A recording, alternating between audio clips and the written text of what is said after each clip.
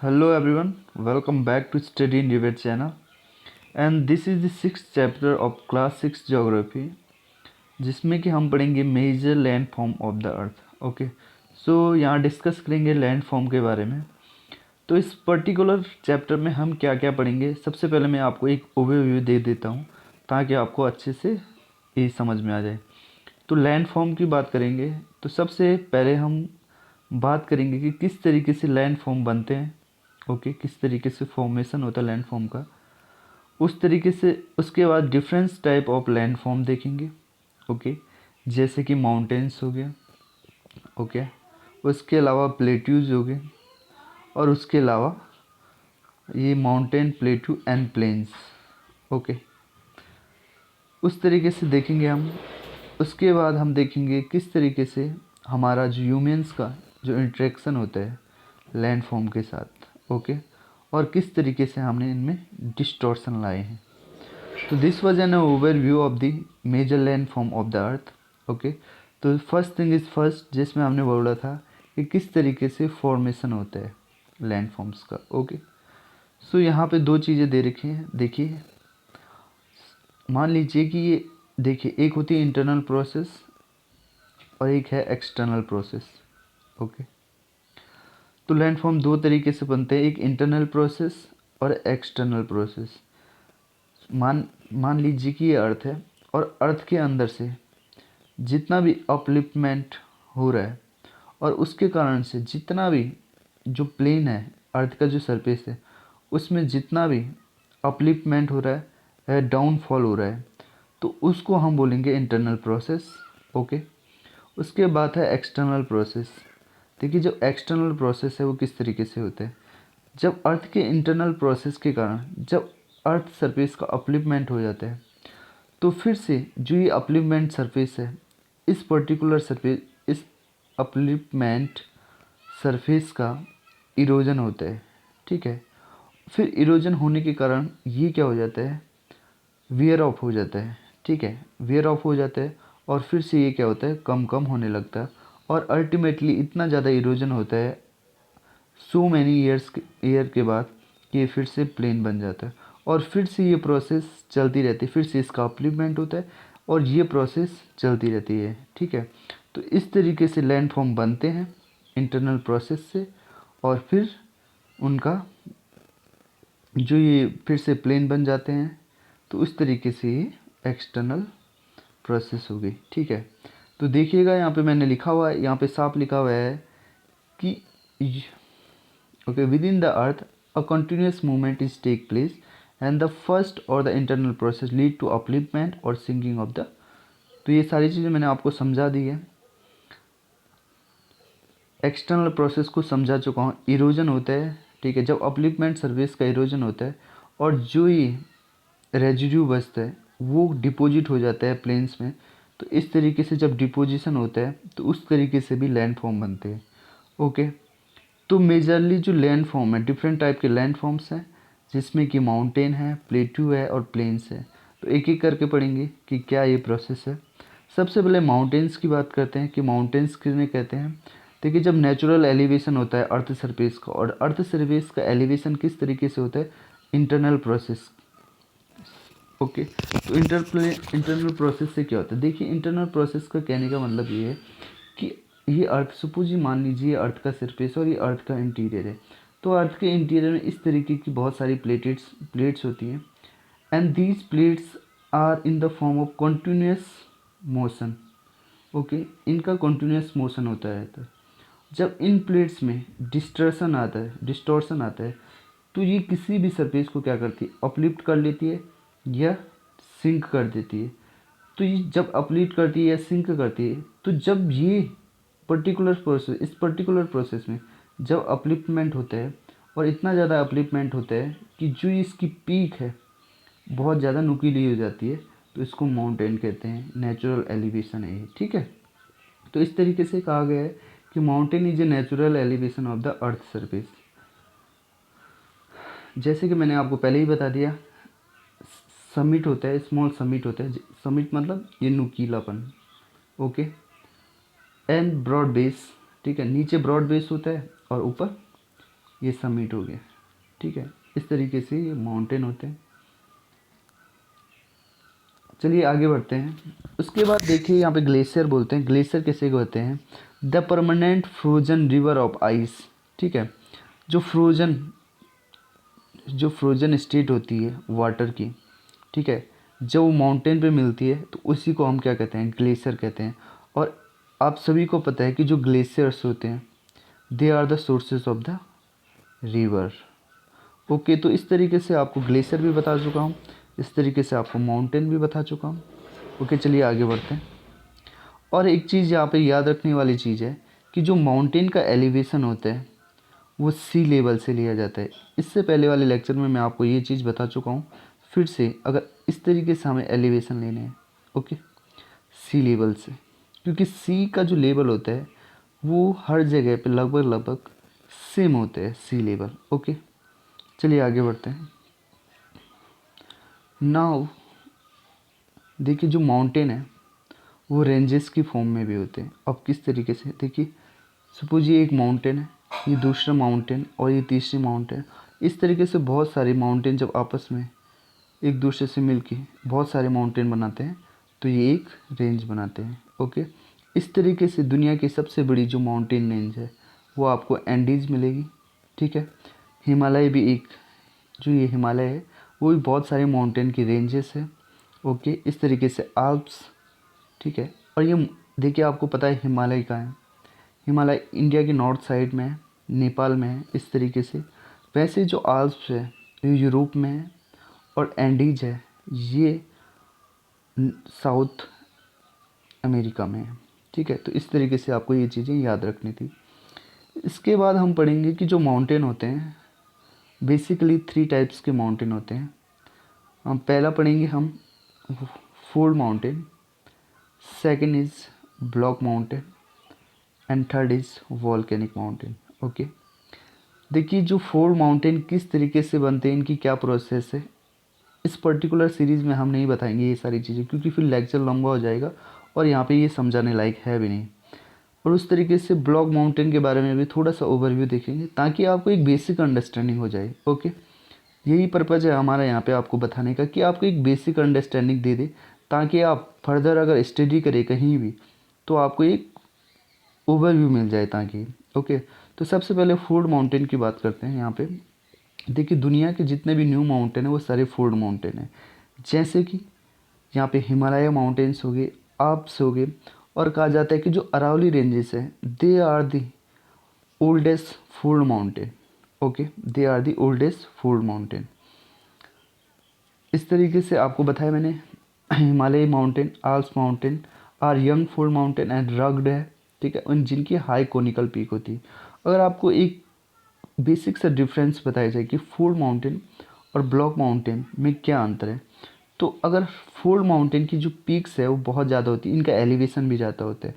और जब ये जो फोल्ड माउंटेन है इनका इरोजन होता है तो ये ब्लॉक माउंटेन में बदल जाते हैं या प्लेट्यू में बदल जाते हैं कह सकते हैं, ठीक है।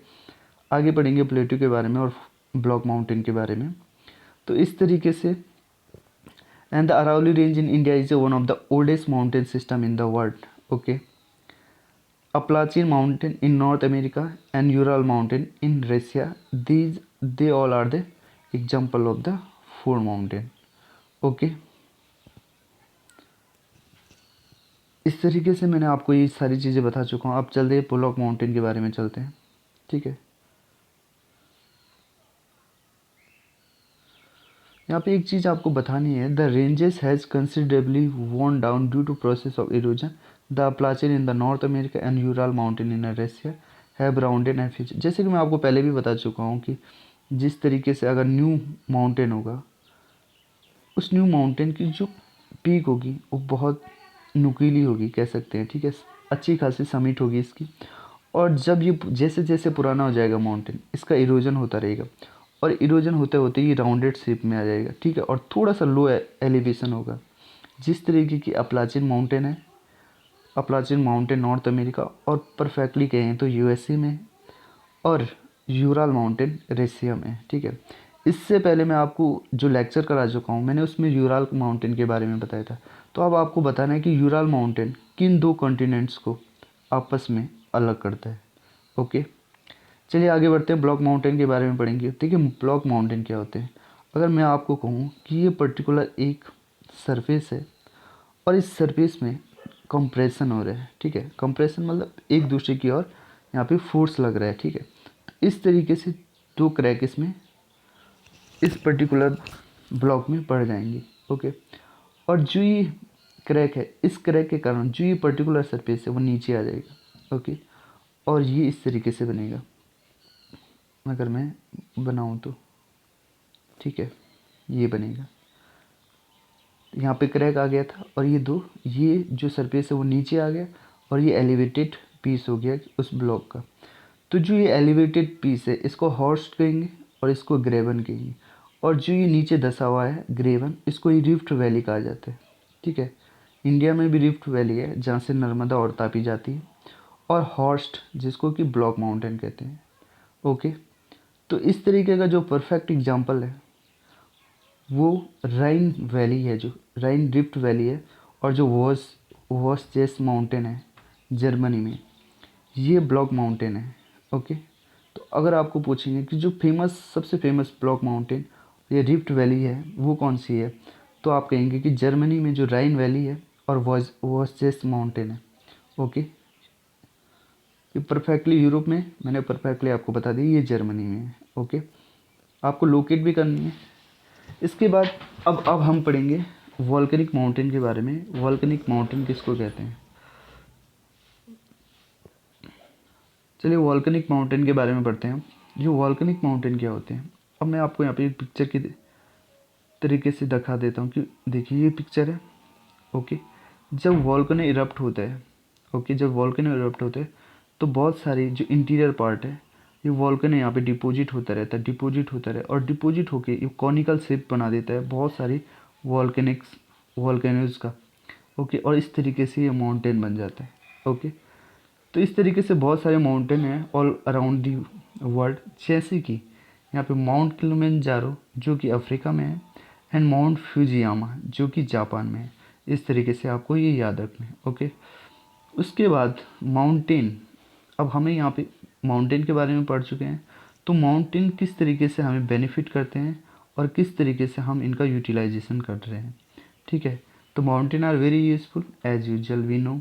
The mountain are store house of water, जैसे कि मैंने बताया माउंटेन में ही ग्लेशियर होते हैं, और glacier are the sources of the river as you all know. Okay, इस तरीके से यहाँ पे बता चुका हूँ। ओके, हम वाटर मिलता है वहाँ से, वाटर से हम क्या कर सकते हैं, कल्टीवेशन में आता है यूज, जो एग्रीकल्चर करते हैं। ओके, इस तरीके से बहुत सारे फ्लोरा एंड फोना मिलता है, ठीक है। फ्लोरा का मतलब क्या हुआ, something related to plant, and fauna something related to animal. Okay, तो वाइल्ड लाइफ भी मिलती है हमें।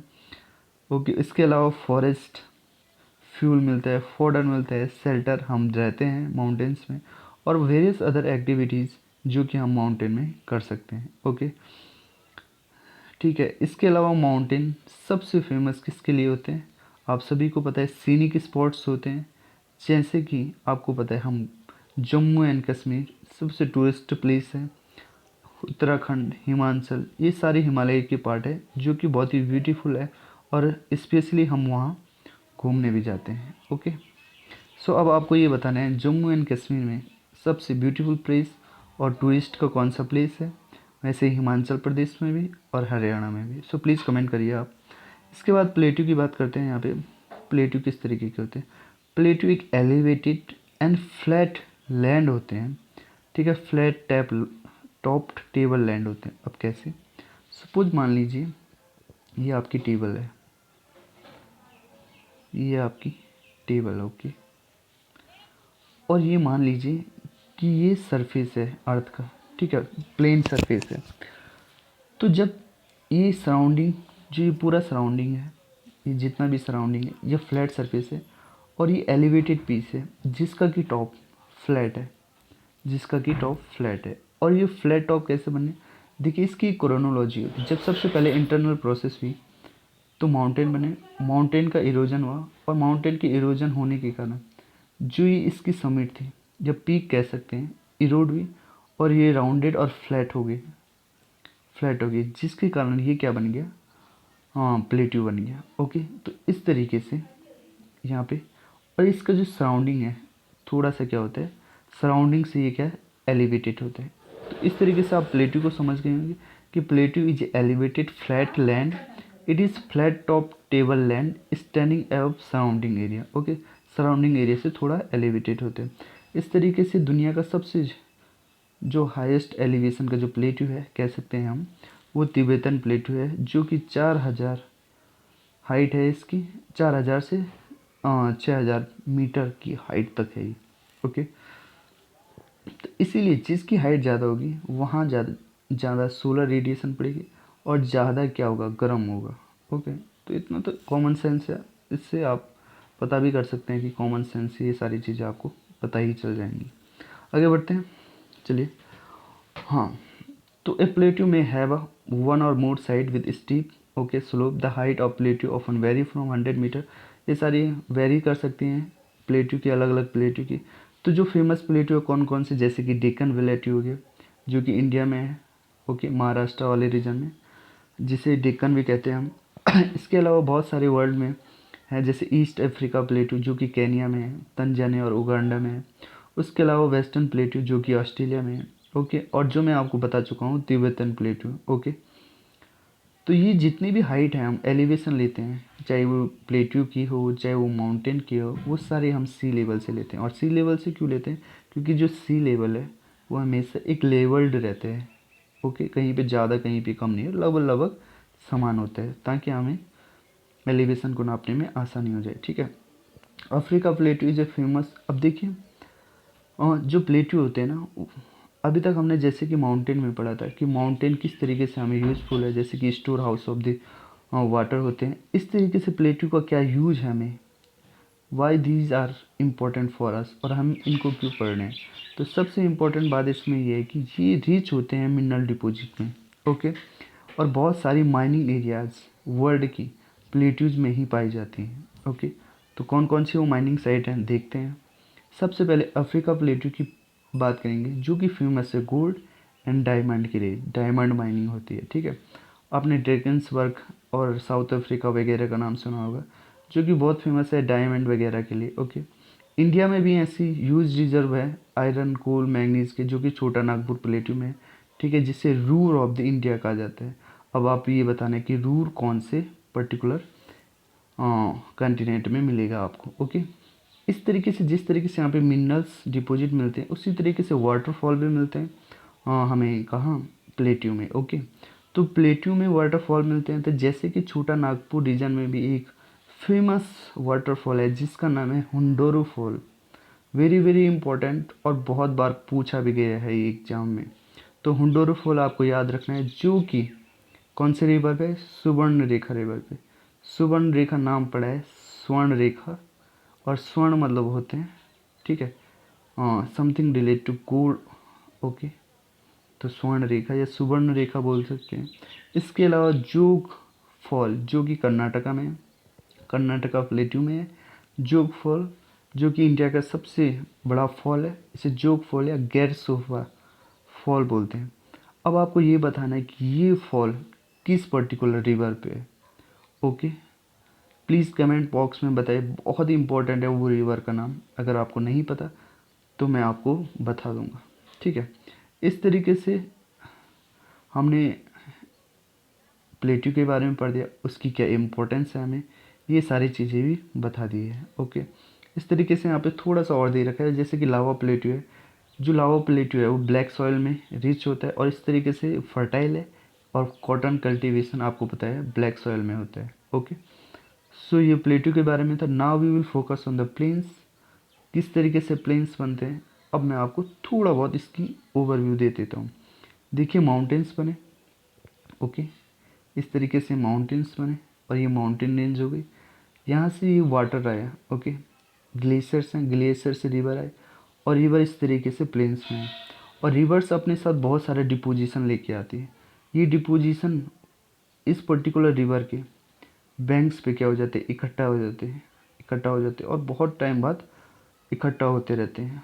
ठीक है। जब यहाँ से पानी हट जाता है तो ये सूख जाते हैं और ये बहुत ज़्यादा प्लेन बना लेते हैं। इस तरीके से रिवर डिपॉजिट के कारण जो प्लेन बनते हैं उन्हीं को ही प्लेन कहा जाता है। ओके, जो ये फील्ड बनने उनको प्लेन कहा जाता है रिवर डिपॉजिट के कारण। ओके, तो प्लेन आर स्ट्रेचड फ्लैटलैंड, ऑब्वियस सी बात है। देखिए ये माउंटेन वे, ठीक है, एलिवेटेड प्लेस, उसके बाद प्लेन वे, ये क्या कहते हैं प्लेट्यू, और उसके बाद जो सबसे फ्लैट लैंड होगा वो आपके प्लेन होंगे। Okay, and plain are very important and highly populated area, क्योंकि वहाँ आप शेल्टर अच्छे से कर सकते हैं, आप कल्टीवेशन कर सकते हैं। देखिए आगे पढ़ेंगे इसके बारे में।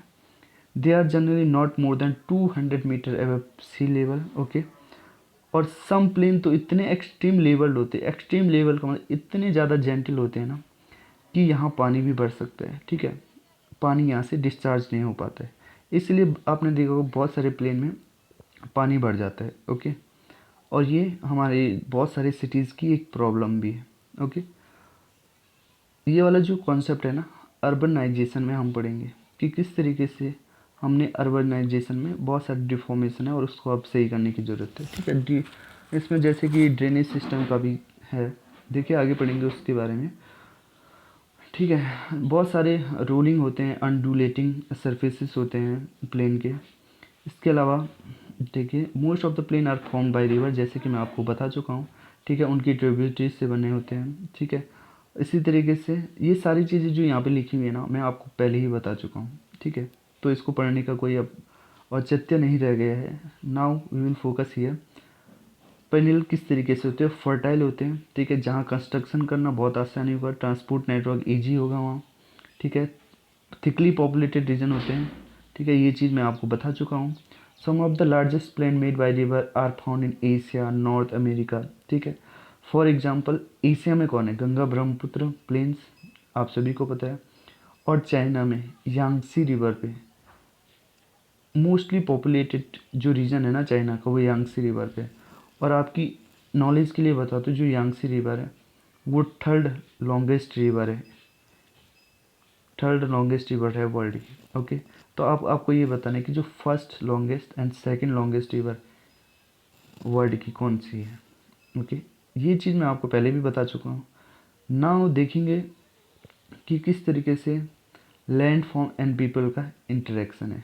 ओके, तो ये सारी लैंड फॉर्म किस तरीके, जैसे हमने लैंड फॉर्म के बारे में पढ़ा, माउंटेन प्लेट्यू हो गया, इसके अलावा हमने प्लेन्स के बारे में पढ़ा, और किस तरीके से लैंड फॉर्म और पीपल का आपस में इंटरेक्शन है। ओके, चलिए एक एक करके पढ़ते हैं। देखिए human have been living on different kind of land form. ठीक है, देखिए सारे के सारे ना प्लेन में नहीं रहते हैं और सारे के सारे माउंटेन में नहीं रहते हैं। तो कुछ माउंटेन में रहते हैं, कुछ प्लेन में रहते हैं, और किस किस तरीके से जो ह्यूमन माउंटेन में रहते हैं वो अपने आप को सर्वाइव कर पाते हैं, और जो प्लेन के जो लोग हैं वो किस तरीके से अपने आप को सर्वाइव कर। Every has a unique property, we will discuss here. Okay, तो लाइफ थोड़ा डिफ़िकल्ट होते हैं माउंटेन रेंजेस पे, आपको पता ही है, थोड़ा रग्ड सरफेस होता है। प्लेन पे थोड़ा सा बेटर कंडीशन में होते हैं लोग। ओके, क्योंकि प्लेन में आपको पता है कल्टीवेशन करना आसान होता है, इसके अलावा हाउसेस बनाने आसान होते हैं। ठीक है, ये सारी चीज़ें होती हैं।